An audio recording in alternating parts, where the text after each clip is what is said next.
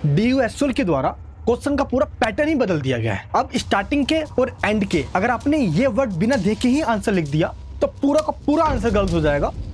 और आंसर इस तरीके से नहीं, आंसर आपको इस तरीके से लिखना होगा। और सबसे बड़ी मिस्टेक तो वो कर रहे हैं जो इंटरनल असेसमेंट ही नहीं दे रहे और एंड में उनका रिजल्ट F का आता है। दैट मीन्स यहाँ पे फेल लिखा आ जाता है। अगर जिसने अभी तक कुछ भी नहीं पढ़ा या आपने पढ़ तो लिया, डर सा लग रहा है कि अब मेरा क्या होगा, कुछ दिन, कुछ घंटे और कुछ ही टाइम बचा है बस एग्जाम होने में।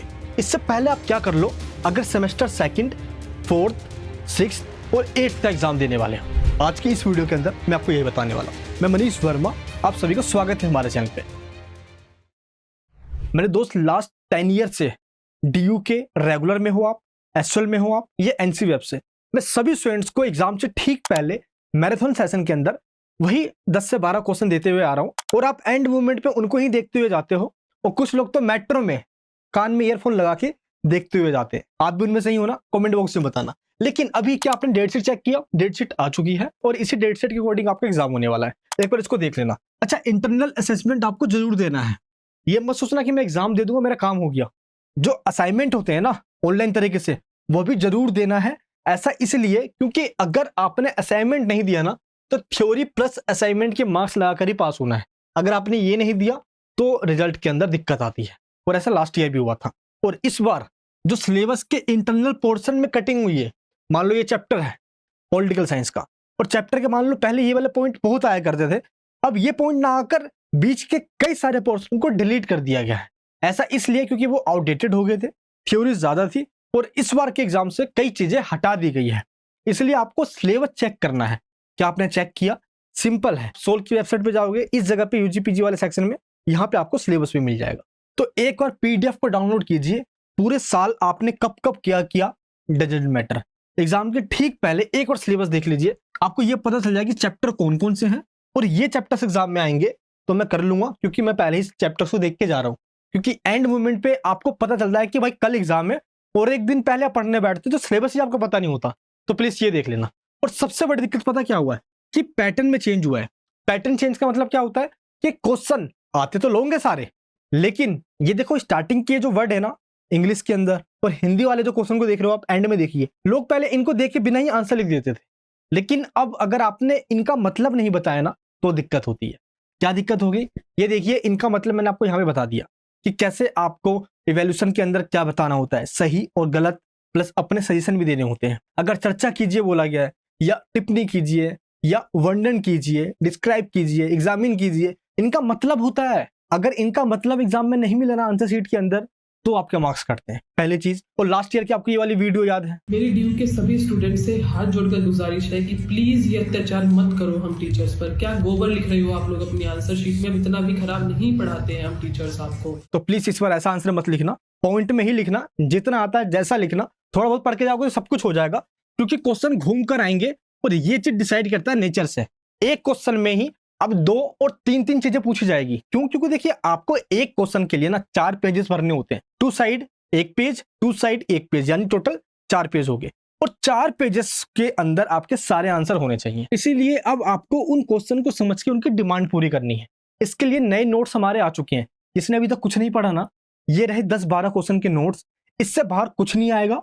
बस ध्यान रखना आउटडेटेड जो पुराने नोट टेलीग्राम पे घूम रहे हैं ना उनको मत देखना यार। लिंक डिस्क्रिप्शन बॉक्स के अंदर है। आप जिस भी सेमेस्टर में हो उसी के आगे क्लिक कीजिए, आपके सामने लिस्ट आ जाएगी। जो जो आपके पास सब्जेक्ट है उसको सिलेक्ट कीजिए, ऐड टू कार्ट पे क्लिक कीजिए, प्रोसीड पे क्लिक कीजिए।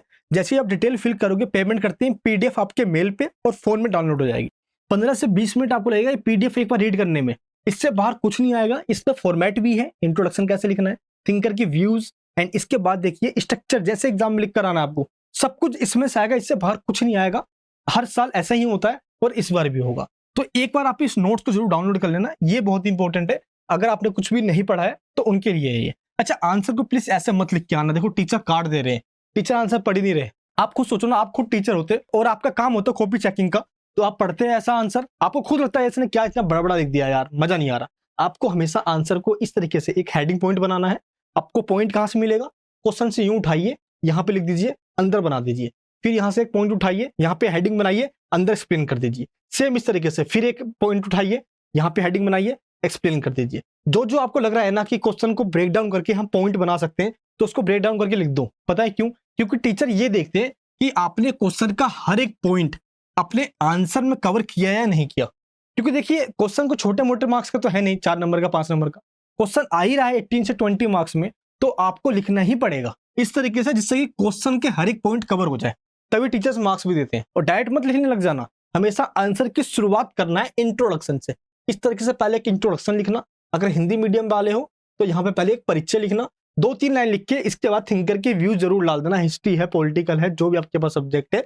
फिर इसके बाद हमेशा छोटा सा एक बार फ्लो चार्ट बनाना, जो आप आगे देने वाले हो आंसर के अंदर वो स्टार्टिंग में बता देना ऐसे करके, ठीक है। और ये रहे वो वर्ड्स जिसके मीनिंग आपको पता होने चाहिए।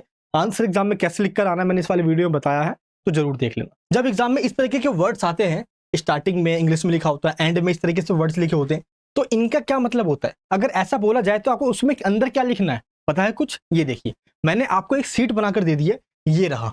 अगर चर्चा करें लिखा हुआ है तो इसमें क्या करना है? इसमें सभी पहलू पे बात करनी है। कैसे करना है? अलग अलग दृष्टिकोण लिखिए, फायदे, नुकसान, कारण, परिणाम, अंत में कंक्लूजन जरूर दे। तो ऐसे ही आप देख सकते हो यहाँ पे लिखा हुआ है शब्द के बारे में, ये रहे वो वर्ड्स। इसके बाद उसके अंदर क्या करना है ये इसमें बताया गया है, और कैसे करना है ये भी मैंने इसमें लिख दिया है। तो यही सेम हिंदी मीडियम में है और ये रहा इंग्लिश मीडियम में। तो एक बार इसको जरूर फॉलो करना, ये कंपलसरी कर दिया गया इस बार से। टीचर चेकिंग के टाइम ये वर्ड जरूर ध्यान रखेंगे। तो जिसने कुछ भी नहीं पढ़ा एक बार चैप्टर्स देख लीजिए, ये रहे प्रीवियस ईयर के क्वेश्चन पेपर, एक बार ये देख लीजिए, और नोट्स पढ़ लोगे तो इसके बाद कुछ नहीं करना, नोट्स में से सब कुछ आने वाला है। एक भी क्वेश्चन छोड़ के नहीं आना, जितना आता है जैसा आता है सारा क्वेश्चन भरकर आइए। सीट भरने के मार्क्स पहले मिलते थे, अब नहीं मिलते। कंटेंट देखा जाता है कि आपने लिखने का फॉर्मेट फॉलो किया या नहीं किया। स्टार्टिंग में इंट्रोडक्शन, फिर थिंकर के व्यूज, फिर इस तरीके से फ्लो चार्ट हो गया। एंड में कंक्लूजन से पहले आपको क्रिटिसिज्म जरूर देना है, आलोचना जरूर करनी है, क्रिटिसिज्म। इसके बाद आपको एंड में कंक्लूजन देना है। अगर इंट्रोडक्शन से कंक्लूजन तक आपके आंसर शीट में मिल गया ना टीचर को, मार्क्स नहीं कटेंगे और भर भर के जरूर मिलेंगे, ये ध्यान रखना। बाकी आपका हाथ शुरुआत पकड़ा था ना, तो एंड तक नहीं छोड़ूंगा। सीरीज आपको देखनी है एक एक करके सारी वीडियो जो चैनल पे है। मिलूंगा नेक्स्ट वीडियो में। जय हिंद, जय भारत।